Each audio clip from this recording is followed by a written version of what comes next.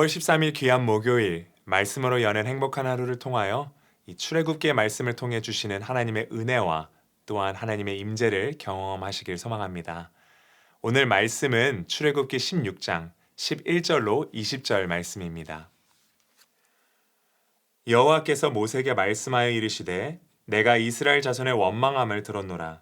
그들에게 말하여 이르기를 너희가 해질 때에는 고기를 먹고 아침에는 떡으로 배부르리니 내가 여호와 너희 하나님인 줄 알리라 하라 하시니라. 저녁에는 메추라기가 와서 진에 덮이고 아침에는 이슬이 진 주위에 있더니 그 이슬이 마른 후에 광야 지면에 작고 둥글며 서리같이 가는 것이 있는지라. 이스라엘 자손이 보고 그것이 무엇인지 알지 못하여 서로 이르되 이것이 무엇이냐 하니 모세가 그들에게 이르되 이는 여호와께서 너희에게 주어 먹게 하신 양식이라.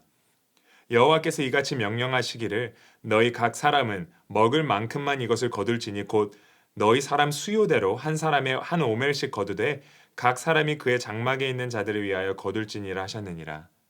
이스라엘 자손이 그같이 하였더니 그 거둔 것이 많기도 하고 적기도 하나 오멜로 되어 본즉 많이 거둔 자도 남음이 없고 적게 거둔 자도 부족함이 없이 각 사람은 먹을 만큼만 거두었더라.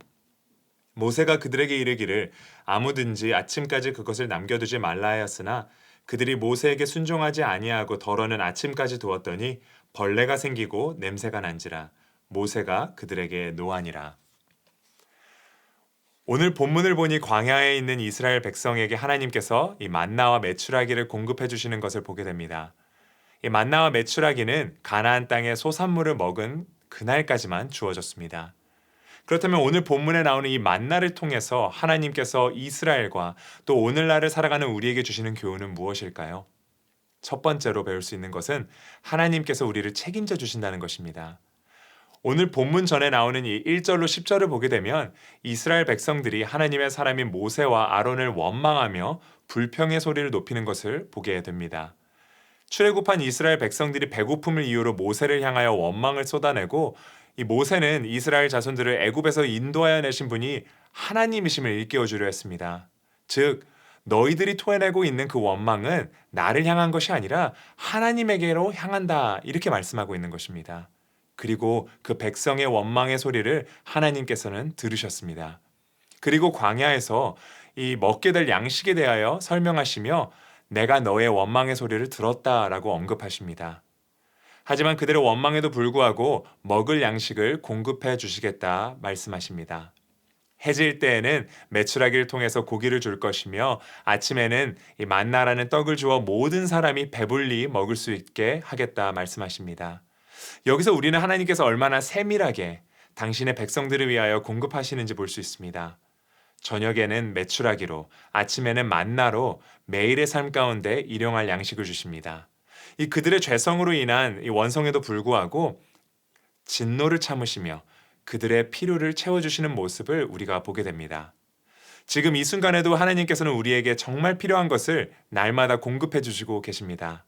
우리가 하나님 앞에 신실할 때에도 또한 신실하지 못할 때에도 하나님께서는 우리가 원하는 것이 아닌 우리가 필요한 것을 부어주고 계십니다. 이것을 우리는 은혜라고 할 수 있습니다. 은혜가 무엇일까요? 받을 자격이 없는 자에게 주어지는 것입니다.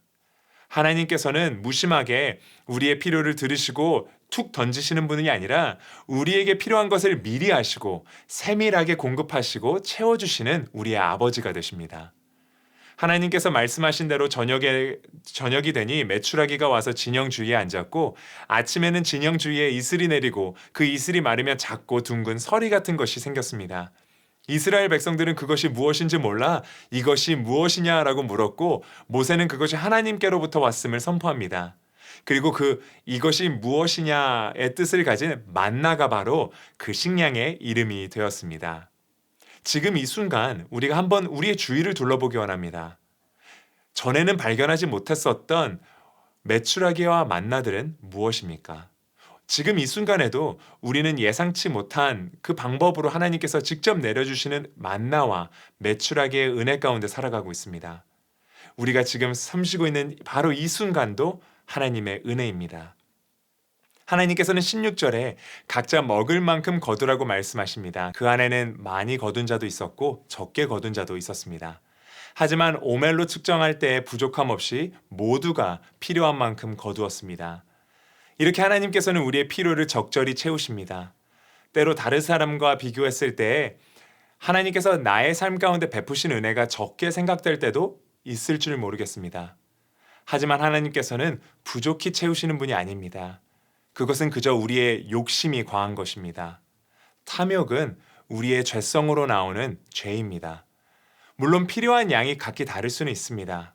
하지만 하나님께서는 각 사람의 필요를 아시고 부족함 없이 채우시는 온전한 공급자가 되십니다.